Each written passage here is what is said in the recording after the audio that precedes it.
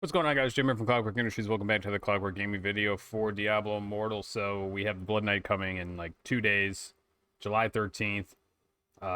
This patch notes just came out this morning, July 11th. So we're going to go through this really quick and check it out and see what else is coming. It does look like there's a few feature updates that are going to be interesting, especially for Battleground. So stay tuned for that. I think that's towards the end of the patch notes here. But on July 13th, you can assume the mantle of the Blood Knight in Diablo Immortal by creating a new character and playing through the campaign, or switching to one using the improved class change feature. So they've made some updates to the class change, and it looks pretty nice here. So let's take a look here. Crimson Plain limited time event, gonna give us some typical limited time event stuff. We're gonna get some what's this, chaotic chest with the legendary gem. Completing new tasks. I'm guessing this chaotic chest gives you a piece of gear or something.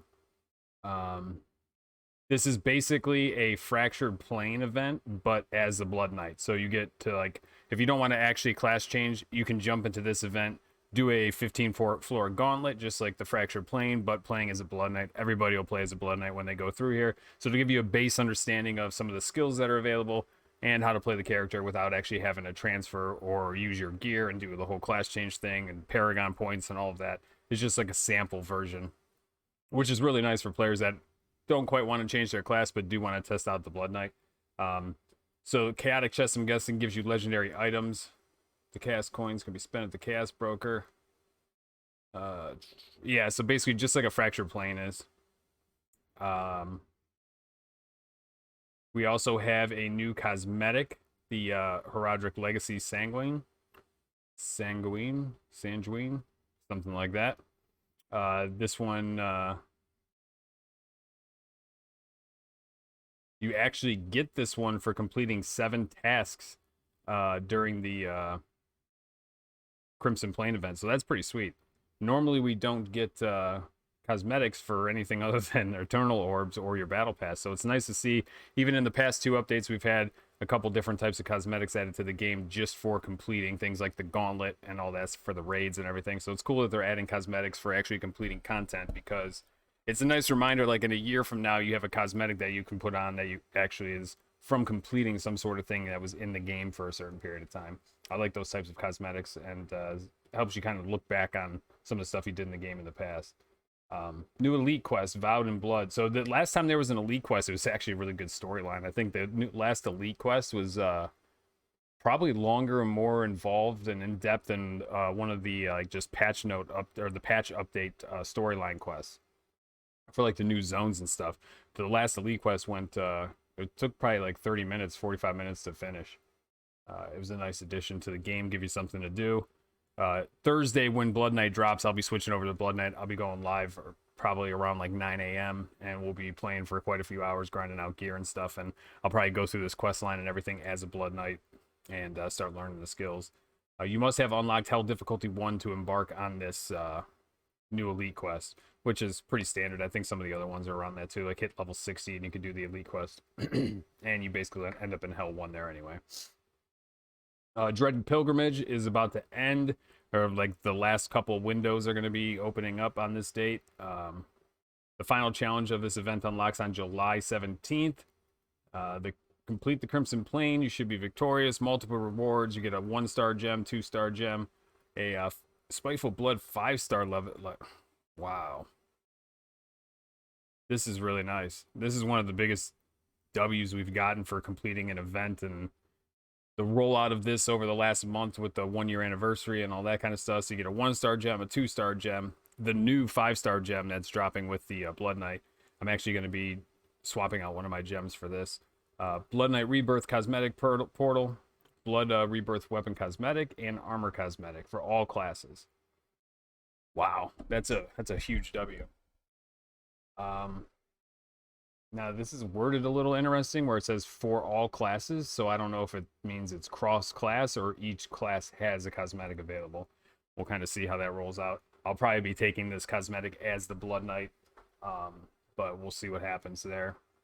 Be sure to purify all objects on the Dread Pilgrimage event before they're reclaimed by Hell's armies August 2nd. So we got a little bit of time. We got like till, I don't know, about 4 weeks, 3 weeks to get, 3 weeks it looks like, to get all this done. Children of Naria's cosmetic set. This one is available for 1,000 Eternal Orbs. So this is a paid cosmetic here. Let's see here. Returning events. Fire Before Darkness. This is another typical event. Legendary item, free rare quest, Telluric Pearl, legendary crest. Complete the things along the way, and you basically guarantee the rewards. Most of it is done by if you do your bounties and your shadow contracts and all that stuff, you almost complete all these tasks anyway. Just doing your dailies and stuff. And another all clans on deck event.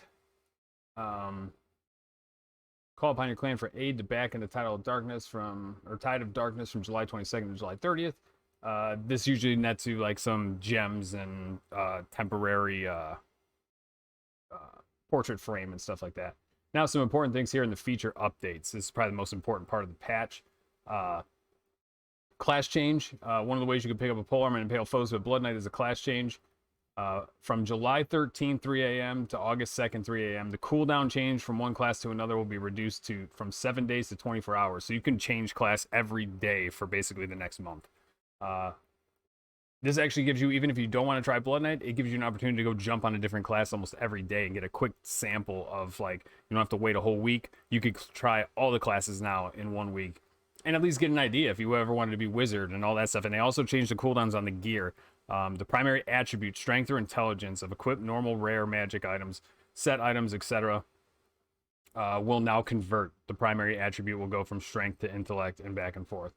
For each legendary item, I think the precursor to this was setting all the gear with their set CR, so they didn't have it basically put that fundamental number on there, and then you can change the attributes within the piece of gear. So I think doing that was the precursor to this, and finally we have it. So now if you want to play Barbarian 1 week and go to Necro the next, and you have the greens saved in your stash, you put those greens on that you're going to use on the Necro, and you have 6 pieces. Now I wish all your items, switched over, but it's at least a step in the right direction. So you can start, if you know you want to play a new class, you can start collecting those greens or crafting them, put them on your character, change over, and they will switch primary attributes. For each legendary item equipped, you'll receive legendary items with the exact same attributes. Primary attributes for the items will be adjusted for the class you're changing to. For example, strength to intelligence. Any demonic remains will be converted to the class you've changed to and retain their stats. Beginning the second time you class change, a set of transfer items will be granted to you. These items cannot be salvaged. We already have those, the reserves gear. Any empty slots upon transferring will be filled with transferred legendary items.